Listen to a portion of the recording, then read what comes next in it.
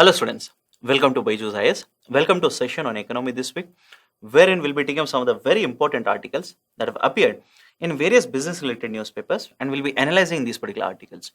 For this particular video, I've chosen the time period from 26th of October to 1st of November 2020, and the articles that I've chosen are from Business Line, Hindu, Business Standard, Indian Express and Limelight. Let's begin the discussion. The first article is with respect to sovereign borrowing. Now, some of the very important basic points that you need to understand are these. Annually, Government of India will announce budget, and in case of budget, what Government of India basically lays down is how much expenditure they are going to incur and how much receipt or income they are going to collect. And what we generally see is the amount of receipts which are announced are lesser compared to expenditure. And when I'm saying this, I'm excluding the borrowings which are done by the government.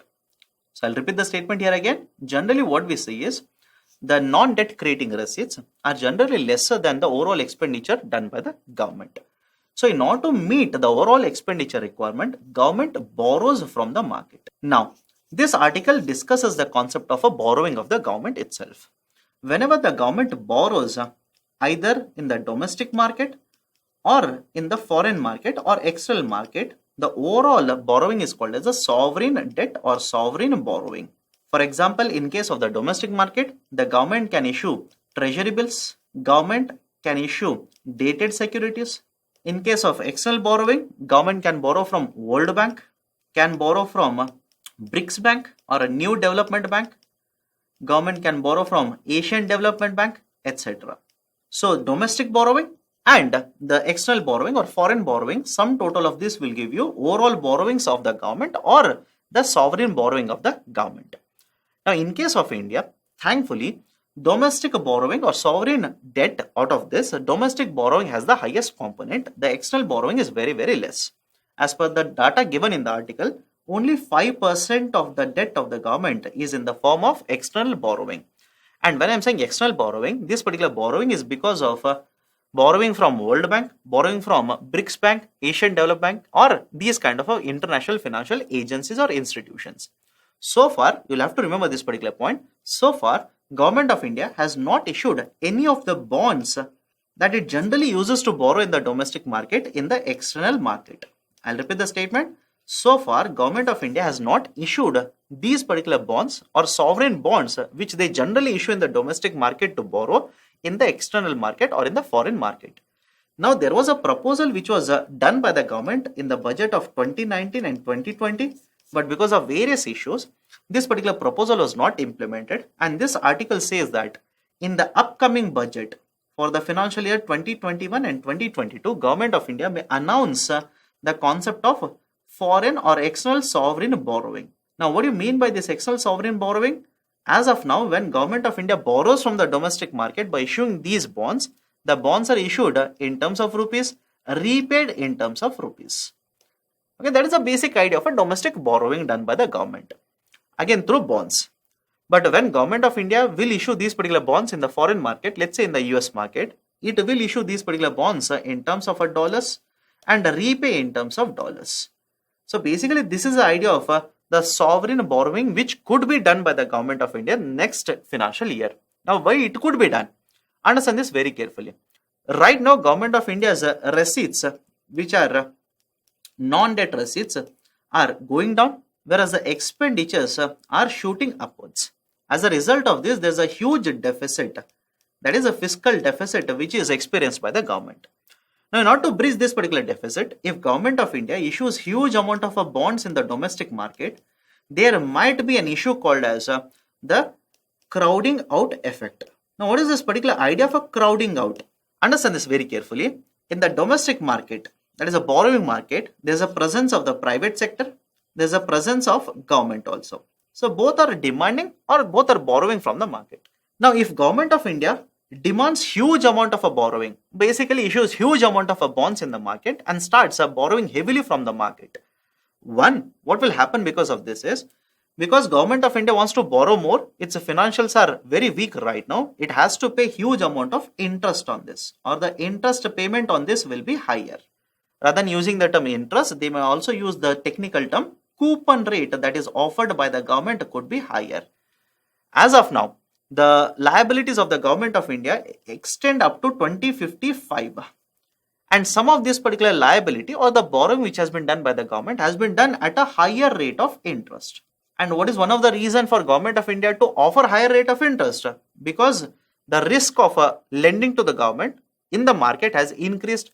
Financial investors are worried about this. The financials of the government of India are weaker right now. So obviously, if you are in the position of loaning certain amount to government, you would obviously ask for a higher rate of interest or a higher coupon rate. That is exactly what has been happening. So this is one issue. Second issue, because of this higher borrowing, is when government of India starts demanding huge amount of money, right, or for loans in the market, the interest rates in the market will start increasing. As and when the interest rates will start increasing like this, it will negatively affect the borrowings which could be done by the private investors or private borrowers in the market. So if I am the government of India, I start borrowing heavily from the market. And since the demand for money is higher in the market, interest rates will start increasing. Now imagine you are a private developer or a private company. You also want to borrow from the market. But because government of India is borrowing heavily, interest rates have increased. Don't you think it will negatively affect your borrowing? You will be asked to pay a higher rate of interest in the market now. So rather than borrowing from the market, you might start sourcing these particular funds from other markets. So this particular phenomenon, which will basically push away the borrowers from the traditional market, is called as a crowding out effect. Right? So borrowers will start moving away from this kind of a traditional source of borrowing. So this might happen because government of India wants to borrow heavily to bridge the deficit. So what government of India basically announced in 2019-2020 budget was, we want to reduce this impact of a crowding out. So what we'll do is basically start borrowing from the external market. By issuing dollar denominated bonds in the external market, we will be able to borrow. And what is the advantage here? It's a two-way advantage. One, when government borrows from the external market, generally it is going to a developed market where interest rates are much lesser compared to what are the interest rates in India. So since the interest rates or coupon rates there are lesser, the interest rate liability or coupon rate liability on the government will be lesser compared to the liability in India. So cost of borrowing for the government will come down. And second advantage is, since government of India is taking away this kind of a demand for loans from the domestic market to, let's say, a foreign market, the demand for loans in the or demand for borrowings in the domestic market will come down. When demand will come down, interest rates will come down. And when interest rates will cool down, it will become easier or cheaper for the domestic borrowers to borrow from the domestic market. And there will be lesser crowding out effect because of that.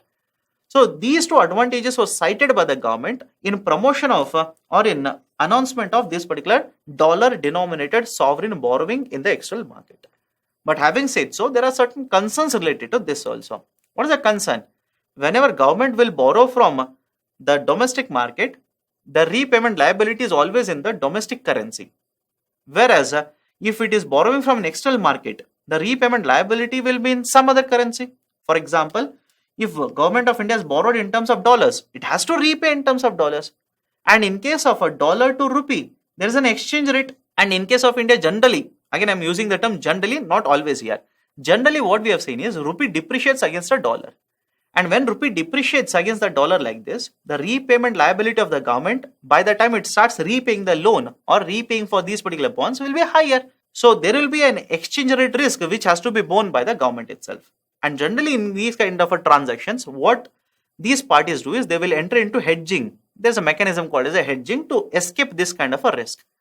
But when government of India will get involved in this kind of a hedging, it has to pay certain charges for that. So premium payment on hedging is also a problem for the government of India. In addition to this, most of the experts generally say that if a particular government, rather than borrowing from the domestic market, starts borrowing from the external market, it is an original sin. That is, rather than borrowing from your domestic market itself, if you're going to some other market, it simply means there's something financially or fundamentally wrong with respect to your borrowing. That is the reason they use a statement or they use a term which is basically referred as original sin, which can be committed by the government itself. So these are some of the issues related to the concept of a sovereign borrowing, which is discussed in the article here. Now, based on this, I've given a question here.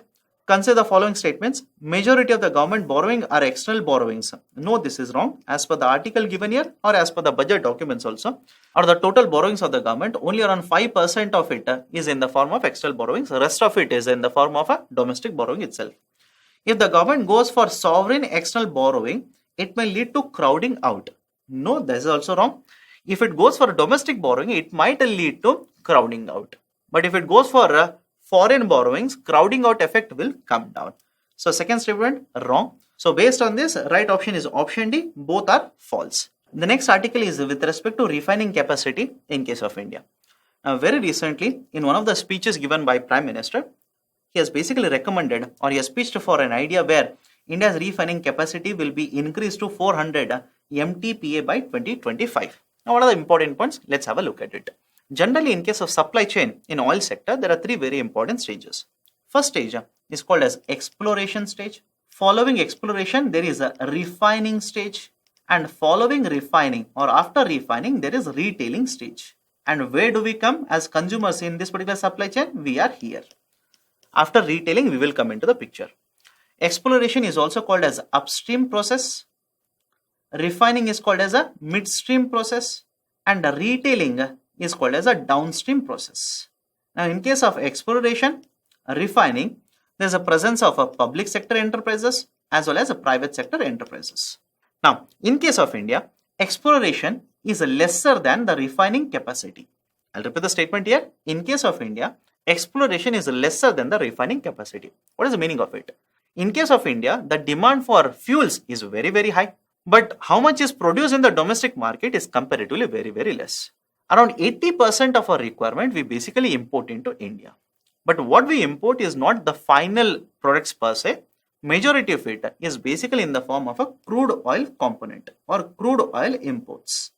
So this particular crude oil, when it is imported into India, it has to be refined into multiple components such as petrol, diesel, aviation turbine fuel, naphtha, kerosene, LPG, etc.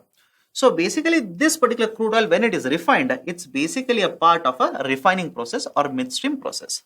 And as already mentioned, in case of India, refining capacity is much higher than whatever is the exploration or production capacity.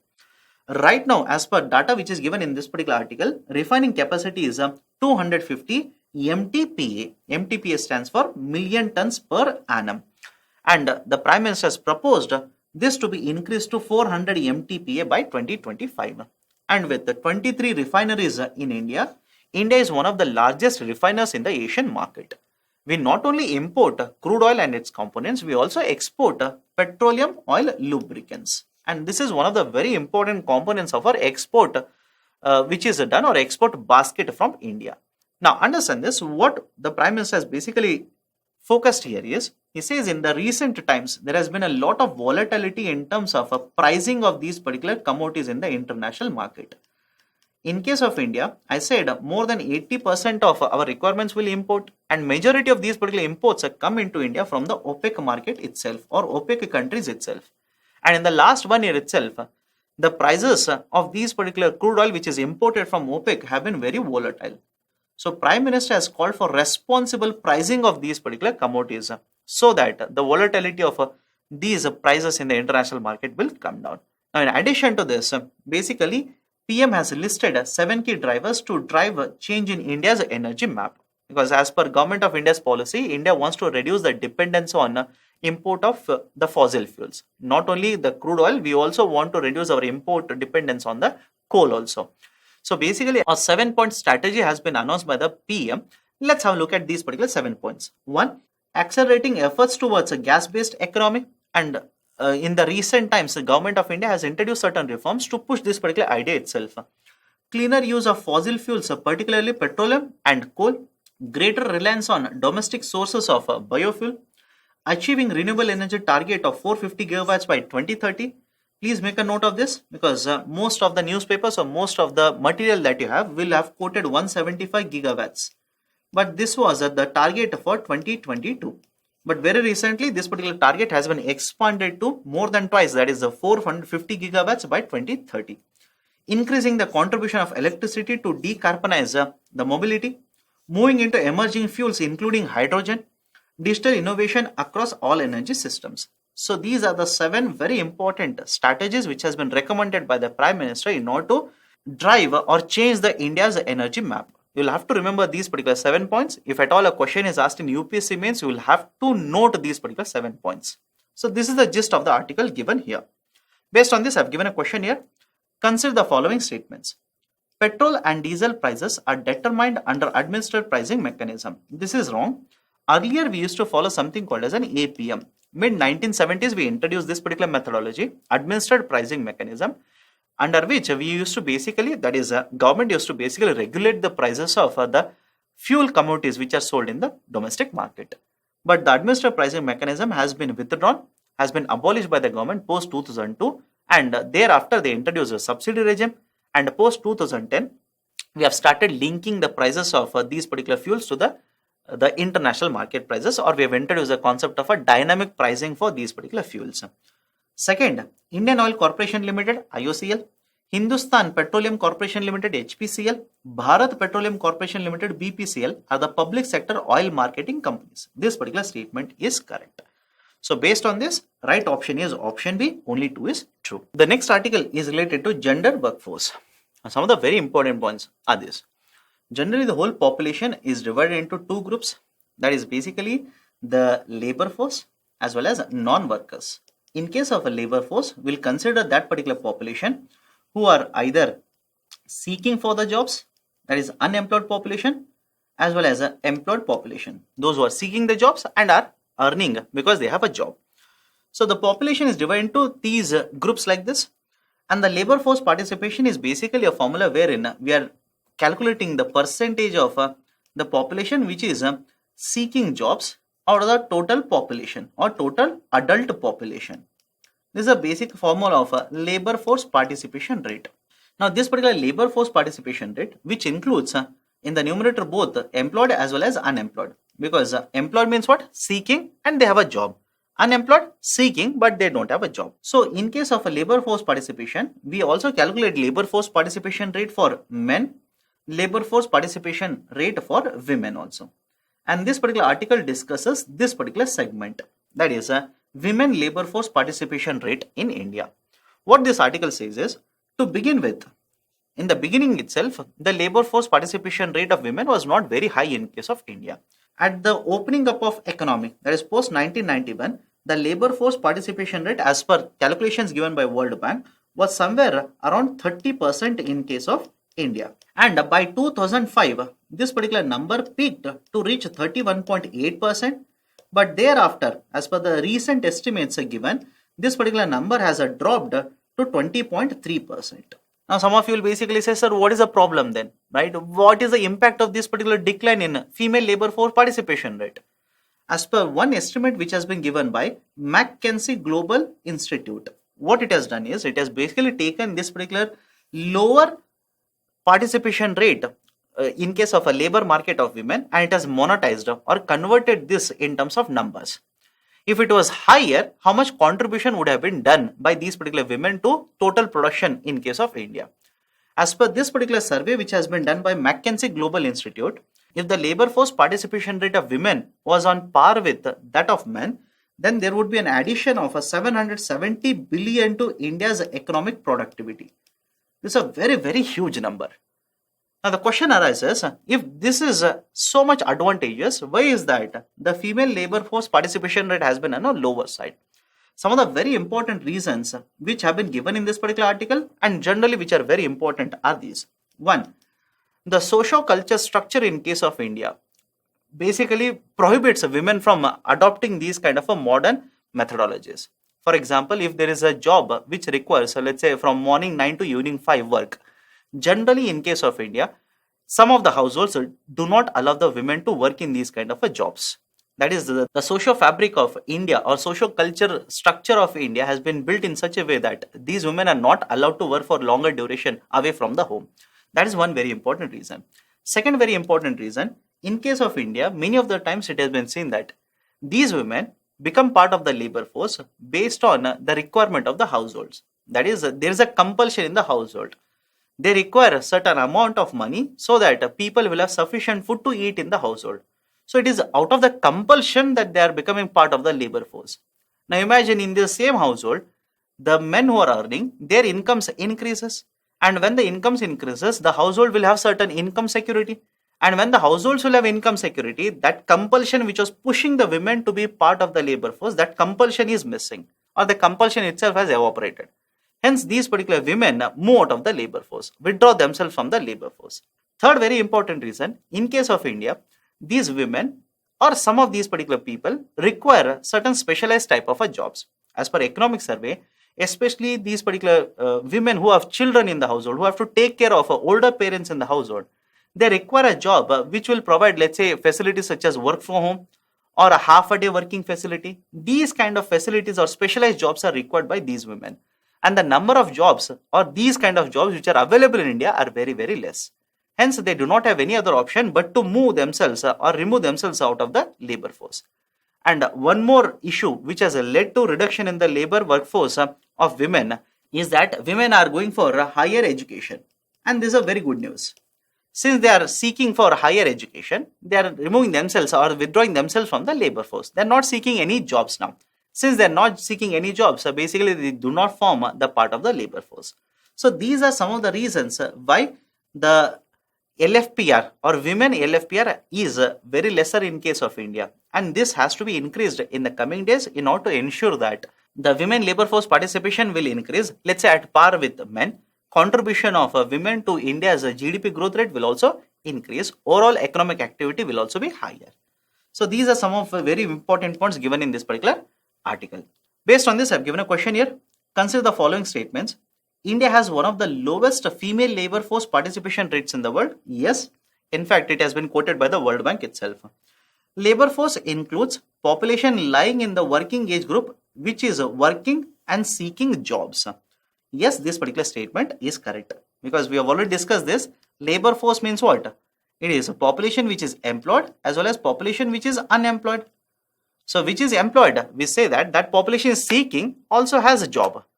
Unemployed means a population which is seeking and the economy is unable to utilize these particular skill sets which are provided by this particular population. That population is called as unemployed population. So labor force includes population which is lying in the working age group, which is working as well as seeking the jobs.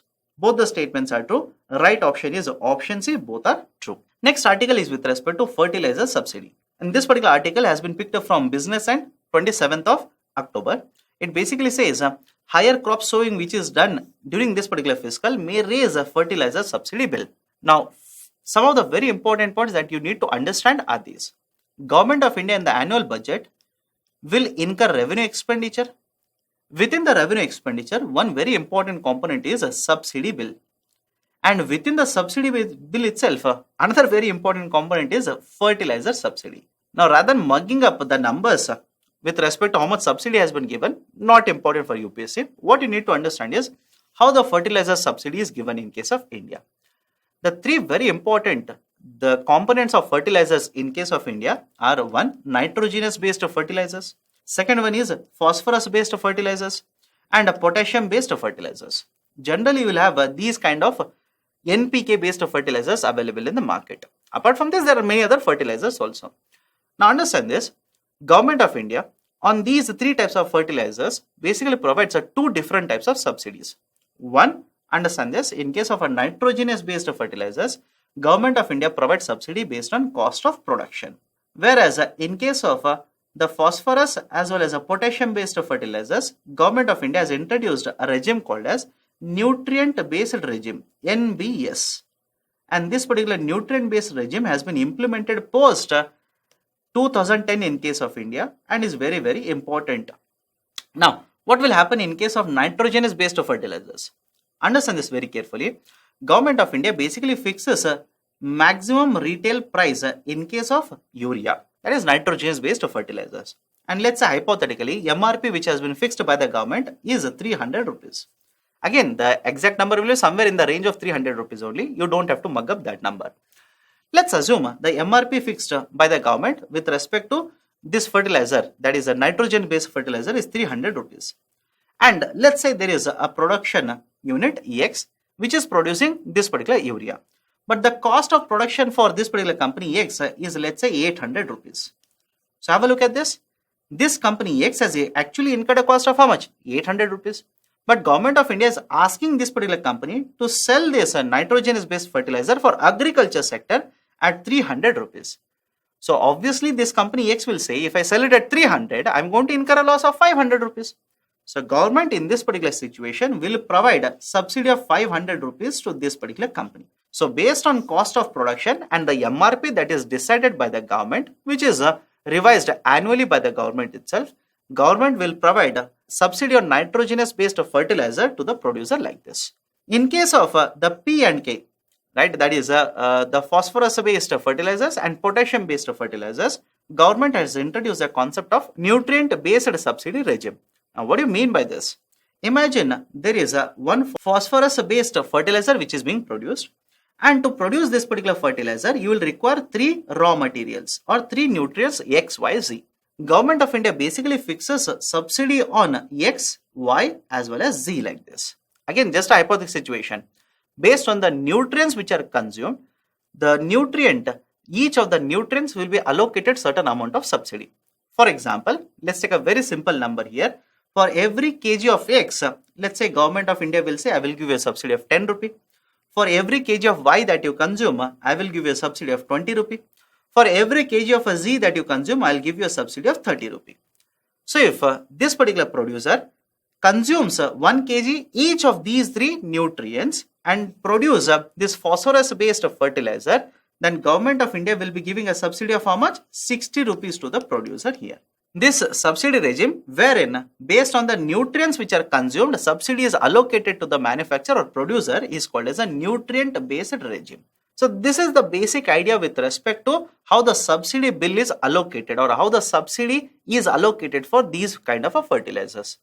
Now having understood this, let's have a look at what is the basic concept given in the article.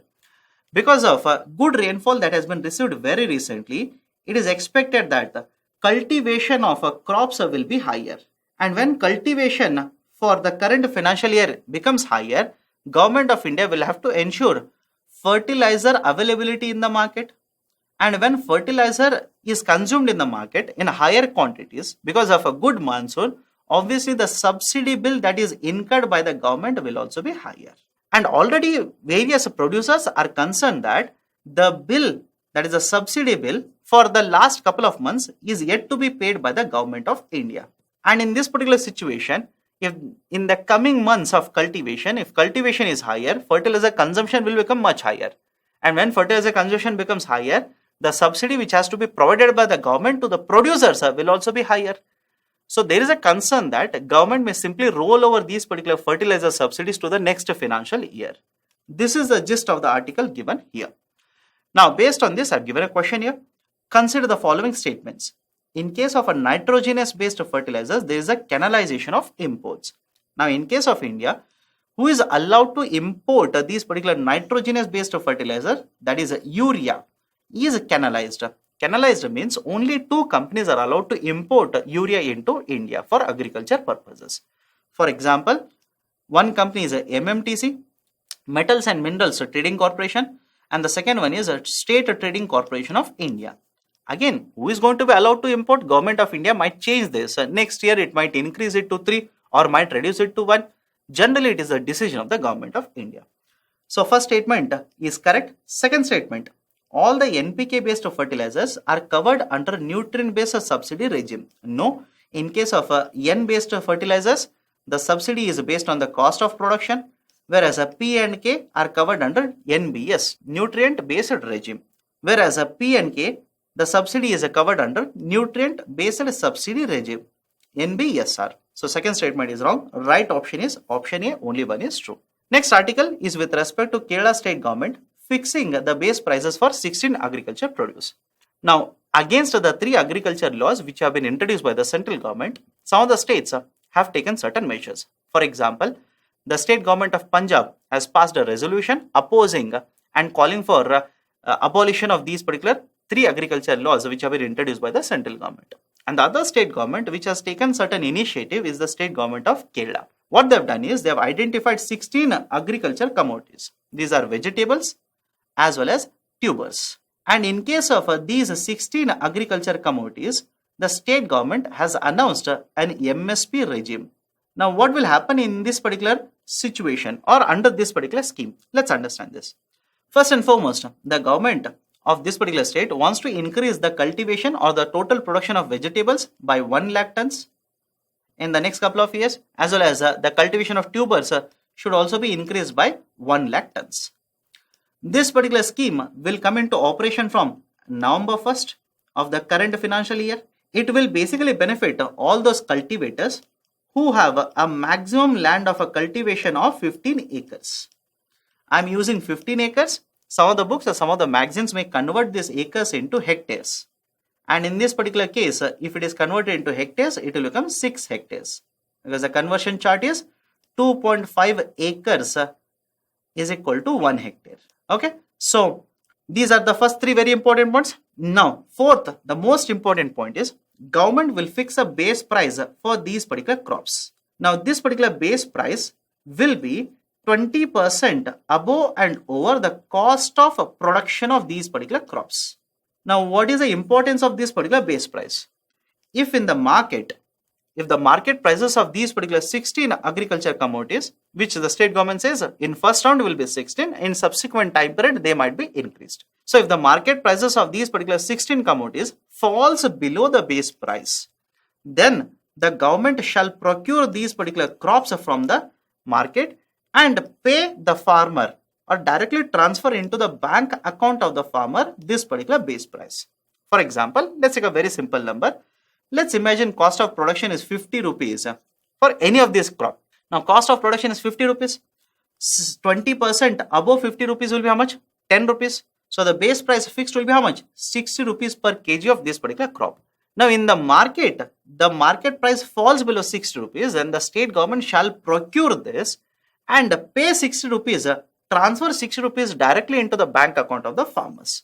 So this is basically what has been introduced by the state government in the form of or a kind of a MSP which has been announced by the state government with respect to these particular 16 agriculture commodities. Now very important role shall be played by local agencies in case of the procurement as well as the distribution. In addition to this, the scheme also envisages setting up of a supply chain process such as cold storage facilities and refrigerated vehicles. So these are some of the very important points with respect to this scheme which has been announced by very recently by the state government of Kerala. The next article is with respect to concept of land titling. Very recently, Niti Aayog has released a draft act which basically lays down rules for the state government to provide land titling. Now what is this idea of a land titling in the first place? Generally, when we own a piece of land, there is a concept of a presumptive titling as well as a conclusive titling. The basic difference between this is, in case of presumptive titling, there is no guarantee with respect to who owns the land. There could be a contest of ownership over a piece of land. Whereas in case of conclusive titling, it is generally the state, that is the government, which provides a guarantees with respect to ownership. That is, if the state government or let's say the central government is providing conclusive titling, which simply means as per the document which has been issued by the government, I am the owner of this particular piece of land. And if there is any contest with respect to ownership, the government shall compensate me for the loss of the property. That is a basic idea of a conclusive titling. And one methodology of a conclusive titling which has been very well implemented in case of Australia, which most of you will come across, is a system called as a torrens system. And what happens in the torrens system basically is this. The state itself will guarantee the ownership of a land or a property, and if there is any contest, and if it is proved that the contesting party has lost the ownership right, then the state shall provide a compensation for the loss of the property. So that system is called as a torrens system in case of Australia. Now, what is the problem in case of India?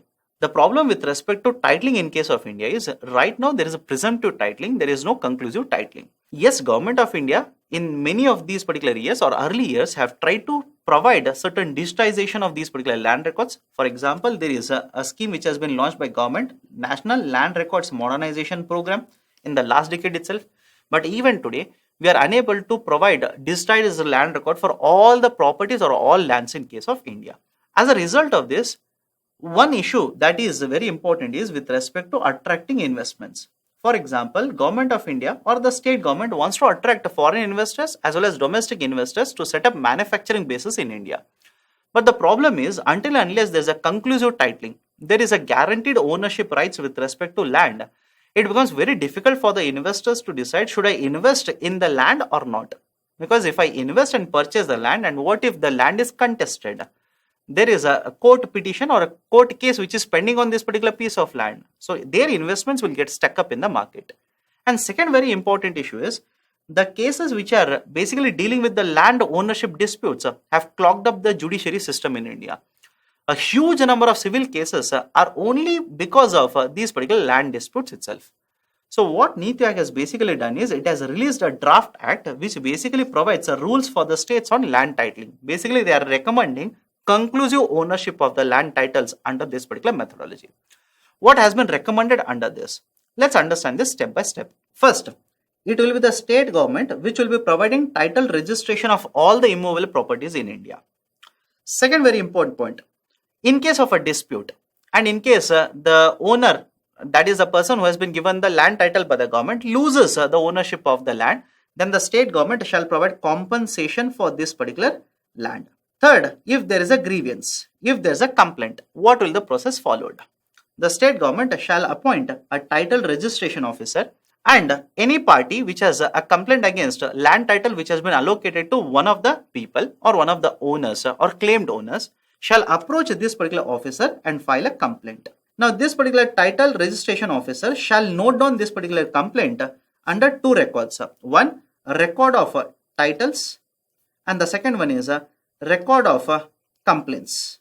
And once these particular two records will have this particular claim or a complaint as such with respect to a land title which has been allocated. And one more very important point here, this particular complaint has to be raised within 3 years of allocation of this particular land title. So once this particular record will consist of a complaint, this complaint will be referred to the next officer, that is a land dispute resolution officer. This particular land dispute resolution officer will look into the complaint and will issue an order. Now, if one of the parties is not happy with this particular order, within next 30 days itself, it can approach land titling appellate tribunal. And once this particular appellate tribunal gives an order, if one of the parties is not happy, then it can approach the High Court taking this particular case. And in case of High Court, a special bench shall be designated to deal with all such cases of land disputes. So this is a basic mechanism which has been proposed by Niti Aayog under this particular draft act. So this is the gist of the article given here. The next article is related to Mega Food Park Scheme. Now, another concept of a food processing, Government of India has launched an umbrella scheme called as Pradhan Mantri Kisan Sampada Yojana. And under Kisan Sampada Yojana, Government of India has launched a Mega Food Park Scheme, MFP. The objective of Mega Food Park Scheme is to basically develop these particular food parks wherein large number of food processing units shall be set up. As per the guidelines which are issued by the Government of India, once the approvals are given, these particular food parks are supposed to be operational or functional in the next 30 months. But so far, Government of India stated it has given the approvals for 37 mega food parks. Of these, only 19 have been operational or functional. Remaining 18 are in various stages of development. Now, what are the issues? Why these particular remaining 18 are in the various stages of development and why they are not operational? The points which have been mentioned in this particular article with respect to delays in the implementation of this particular mega food parks are one, when this particular mega food park is being developed, there has been a change in the ownership or the stakeholding of these particular owners has been changing. As a result of this, there has been delays in the implementation of the project. Second, whatever clearances are required from the state government, there have been issues with respect to getting all these particular clearances in time. Third, the project, components of the project have been changed midway in the implementation. As a result of this, there is a delay. And the fourth very important point is, there is a delay in getting all the required bank approvals. So these are the 4 reasons which have been cited in the articles, as a result of which there has been delay in the implementation of mega food parks. Now, why these particular mega food parks are very, very important? First and foremost, we expect huge amount of investment to be done in food processing industry. We can also say in capital formation. Second, with more and more promotion of food processing through mega food parks, we can expect lowering of crop losses or losses which are incurred in the agriculture sector. Third, when you promote more and more food processing, the supply of these particular commodities throughout the year can be maintained. The volatilities in the prices can be controlled to a very great extent in the market. Fourth, huge amount of employment generation can also happen because of this. Fifth, export of processed foods will generate huge amount of revenues to the Indian economy. So these are some of the very important advantages that you can enjoy with the promotion of these particular mega food parks. But as per the article, there has been a huge delay in the implementation of these particular mega food parks. So these are some of the very important articles as well as the questions related to these particular articles for this particular time period. Thank you. Have a good day.